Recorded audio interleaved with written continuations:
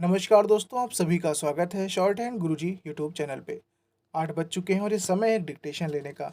Dictation की गति 100 शब्द प्रति मिनट की है और ये हिंदी एडिटोरियल का डिक्टेशन है। आप सभी लोग डिक्टेशन को लिखने के लिए रेडी हो जाइए और डिक्टेशन लिखने के बाद कमेंट करके बताइएगा आपका डिक्टेशन कैसा हुआ। तो टाइम को वेस्ट नहीं करते हैं, सीधा स्टार्ट करते हैं आज का डिक्टेशन। डिक्टेशन स्टार्ट होगा 5 सेकंड के बाद। Ready, start.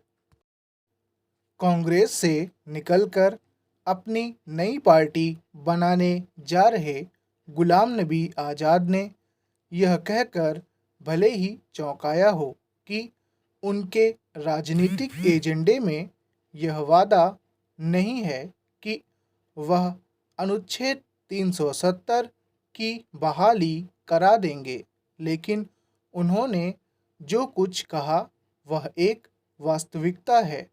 अपने इस कथन के माध्यम से उन्होंने जम्मू कश्मीर और विशेष रूप से घाटी की जनता का एक तरह से सच से सामना कराने का काम किया है। उनका यह कहना भी महत्वपूर्ण है कि अनुच्छेद 370 की बहाली का वादा एक झूठा वादा होगा। बारामूला की एक जनसभा में दिया गया उनका यह बयान इस दृष्टि से भी उल्लेखनीय हो जाता है क्योंकि इन दिनों राजनीतिक दल लोगों को लुभाने और उनका वोट प्राप्त करने के लिए हवा हवाई वादे करने में जुटे हुए हैं।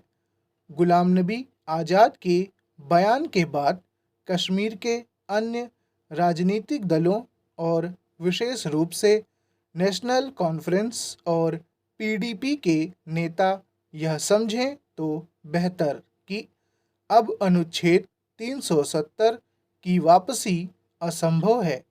इस अनुच्छेद की वापसी की बात करना कश्मीर की जनता को झूठे सपने दिखाने के अलावा और कुछ नहीं।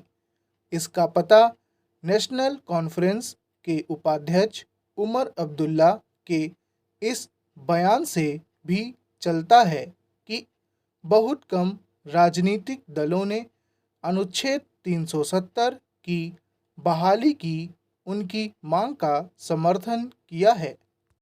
ऐसा इसीलिए है क्योंकि कहीं न कहीं अन्य दल भी यह समझ रहे हैं कि अब इस अनुच्छेद को वापस संविधान का हिस्सा नहीं बनाया जा सकता। अनुच्छेद 370 को हटाए जाने का विरोध करने वाले कई दलों ने इस विषय पर या तो मौन धारण कर लिया या फिर इस तर्क तक सीमित हो गए हैं।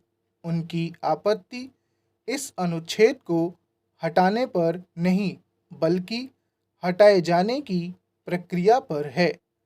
यह सही है कि अनुच्छेद 370 को हटाए जाने का मामला सुप्रीम कोर्ट के समक्ष विचाराधीन है, लेकिन इसके आसार कम ही हैं कि वह उसको बहाली के पक्ष में निर्णय दे सकता है।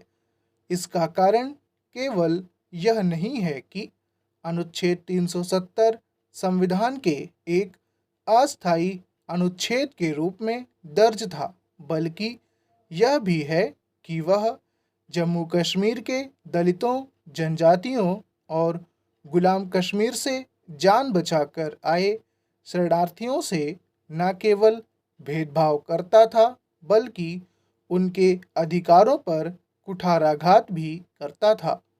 इसके अतिरिक्त वह एक देश दो विधान का पर्याय भी बना हुआ था। यह भी एक सच्चाई है कि अनुच्छेद 370 उस अलगाववाद का पोशाक भी था जिसने बाद में आतंकवाद को भड़काने का काम किया।